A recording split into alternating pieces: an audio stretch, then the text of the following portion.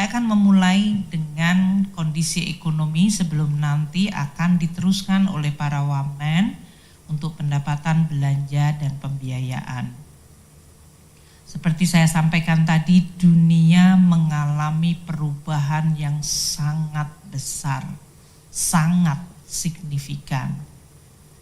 Kalau kita sebutkan the new economic order, yaitu sebuah order ekonomi global yang tidak lagi mengikuti pakem selama hampir 50 tahun ke belakang atau lebih bahkan. Di mana di dalam era 60 atau 50 tahun ke belakang, globalisasi dan global rule base itu menjadi sandaran atau menjadi fondasi kita berinteraksi dan berrelasi berhubungan antar negara.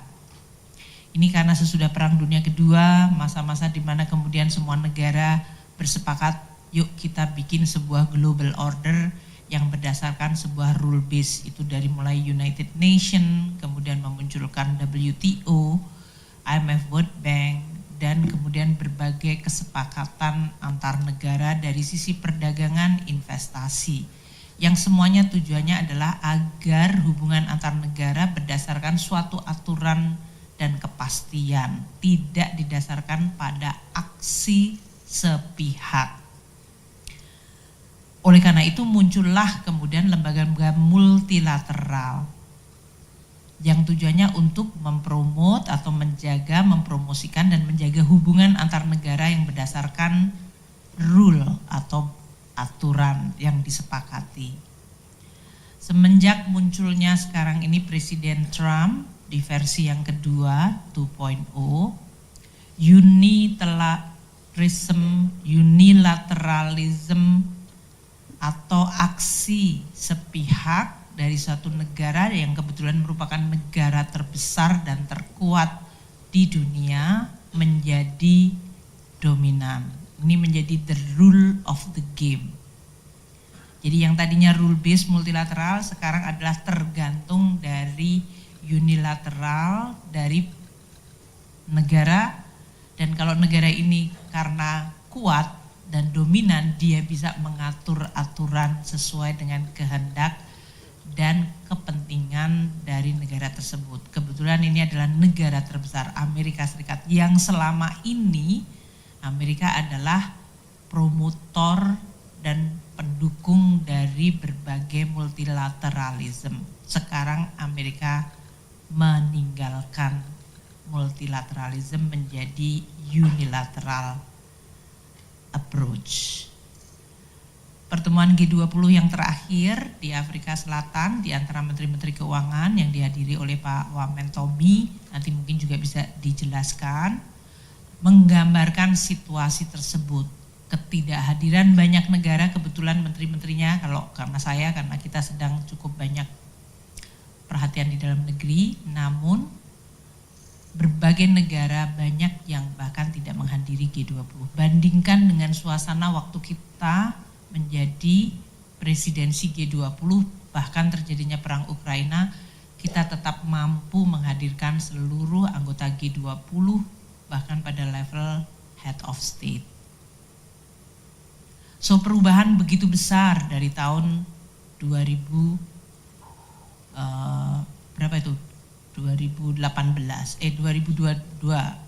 ke sini gitu ya.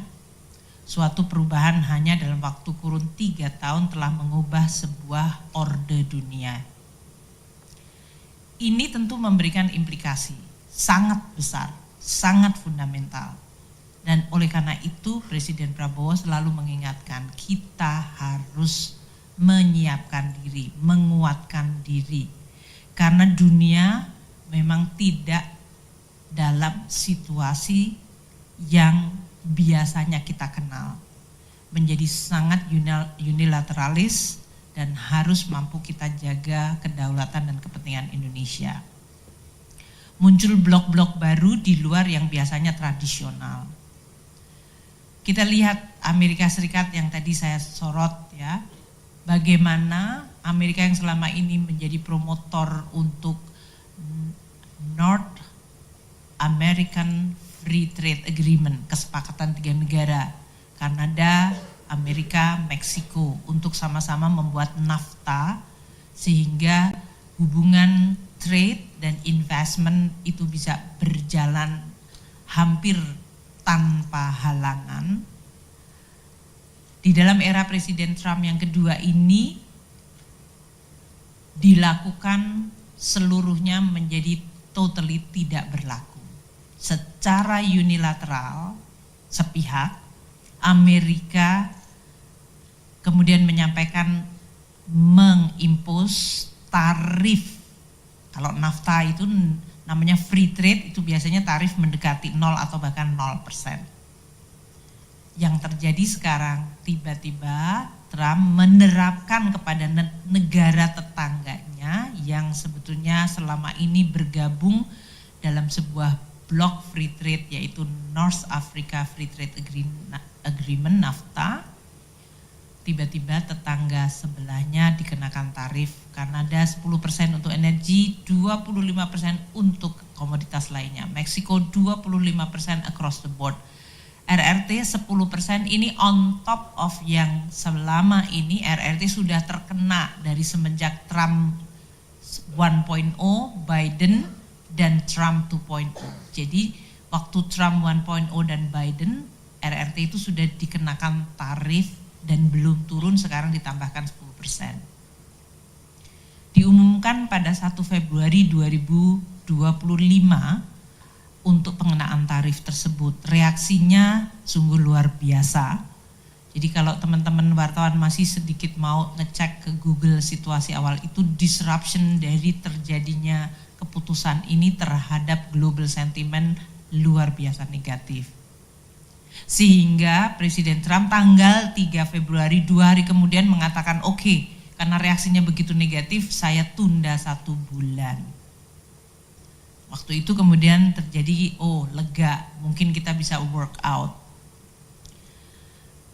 Pada tanggal 4 Februari RRT karena tidak mendapatkan penundaan, jadi yang ditunda hanya tarif untuk Meksiko dan Kanada, dan itu pun hanya untuk 1 bulan. Tanggal 4 Februari, RRT yang sudah dikenakan tarif mulai 1 Februari melakukan retaliasi, balasan, dengan menerapkan tarif 15% untuk import coal dan LNG dari Amerika Serikat, dan penerapan 10% dari import crude, mesin pertanian, kendaraan, dan truk dari Amerika Serikat. Perang dagang terjadi. Kalau kita biasanya mengenal perang militer, ini perang dagang terjadi. Satu negara secara unilateral melakukan tarif untuk men-charge lebih tinggi, negara lain melakukan retaliasi. Jadi medan perangnya ada di perekonomian. Kemudian ini belum selesai, tanggal 10 Februari Presiden Trump menerapkan tarif lagi untuk spesifik besi, baja, dan aluminium. Tarifnya 25%. Any besi, baja, aluminium dari negara manapun masuk Amerika kena tarif 25%. Dan karena ini menimbulkan reaksi negatif, negara lain juga akan melakukan retaliasi. Tanggal 13 Februari Presiden Trump mengumumkan kalau terjadi retaliasi akan dilakukan reciprocal, dibales lagi. Jadi ini adalah sebuah language, bahasa yang mengatakan tidak ada perdamaian di sini. Melakukan tarif, kalau kamu balas maka akan reciprocal lagi. Tanggal 4 Maret, yaitu 1 bulan sesudah penundaan tarif dari Meksiko dan Kanada, yang tadinya diperkirakan atau dipikir Presiden Trump akan melunak terhadap Kanada dan Meksiko, ternyata tidak. sehingga tarif 25% untuk Kanada dan Meksiko diberlakukan. Dan untuk RRT karena sudah melakukan retaliasi tanggal 4 Februari dengan menerapkan tarif 15%, maka sesuai dengan tarif reciprocal yang dilakukan oleh Amerika Serikat yang diumumkan 13 Februari, maka RRT yang sudah dibales lagi dengan menambahkan lagi tarifnya 10% untuk komoditas dari Tiongkok. Kemudian Kanada tanggal 4 Maret kena tarif, maka pada hari yang sama Perdana Menteri Justin Trudeau yang waktu itu belum resign mengumumkan retaliasi, dibales dengan menerapkan 25% tarif untuk berbagai produk impor dari Amerika Serikat. Dan ini tentu menimbulkan ancaman terhadap berbagai kemungkinan, dari mulai resesi bahkan inflasi, bisa terjadi stagflasi, ekonominya melemah tapi harga tinggi karena tarif. Di tanggal 10 Maret sekali lagi untuk RRT dilakukan pelaksanaan tarif 10-15% untuk produk makanan dan pertanian, serta pembatasan ekspor dan investasi dari 25 perusahaan Amerika Serikat. RRT dalam hal ini membalas kembali, karena tadi diberikan tarif reciprocal, kemudian dinaikkan lagi tarifnya, RRT membalas lagi dengan menerapkan 10-15% untuk produk pertanian dan makanan, dan bahkan pembatasan ekspor untuk terutama mineral rare earth dan juga untuk investasi dari 25 perusahaan Amerika yang beroperasi di RRT. Tanggal 11 Maret akan diumumkan tambahan 25% tarif untuk aluminium baja dari Kanada. Ini untuk membalas tanggal 4 Maret. Jadi teman-teman wartawan melihat ya, yang ini yang disebut the war game adalah sekarang di bidang ekonomi. Trade yang tadinya berdasarkan rule base sekarang bisa secara sepihak diubah. Dan Presiden Donald Trump dalam hal ini memang mengincar negara-negara yang memiliki surplus terhadap Amerika atau Amerika defisit terhadap negara tersebut.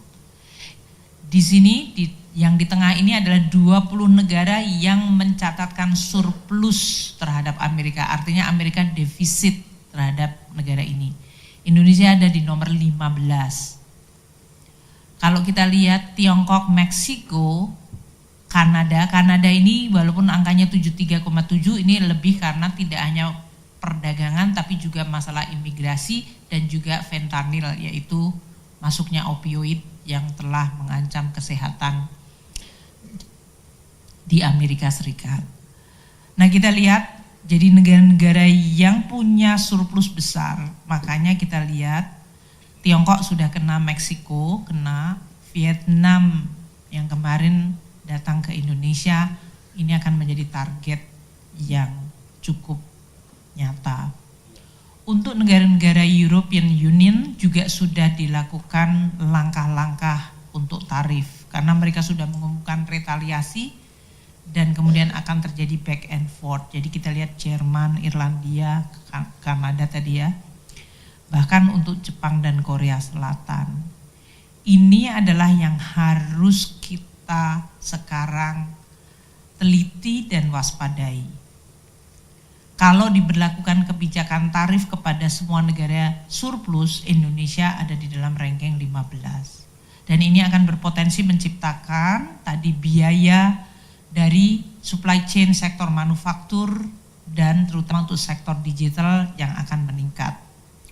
Rantai pasoknya juga akan mengalami disrupsi, harga komoditas mengalami volatilitas, dan sentimen market akan terus-menerus terayun-ayun volatile seperti yang terjadi pada minggu-minggu atau 1 bulan terakhir.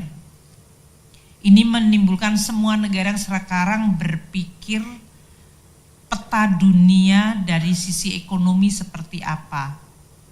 Keputusan mengenai investasi, relokasi, dan juga rekonfigurasi dari rantai pasok. Karena ternyata selama ini yang dianggap aman, bahkan kalau kita mengatakan friendshoring, itu sekarang tidak ada friend lagi. Gimana kurang friendnya Amerika dan Kanada itu. Jadi tadinya disebutkan, oh kalau kamu berteman kita aman. Ternyata definisi friends tidak ada lagi di dalam konteks hari ini. Dan berbagai blok alternatif di luar zona Amerika seperti ASEAN, BRICS, ini memiliki alasan untuk makin bisa tumbuh dan menjadi alternatif. Meskipun dalam hal ini tentu karena Amerika Serikat adalah negara paling besar di dunia, pasti apa yang dilakukan oleh mereka mempengaruhi seluruh dunia juga.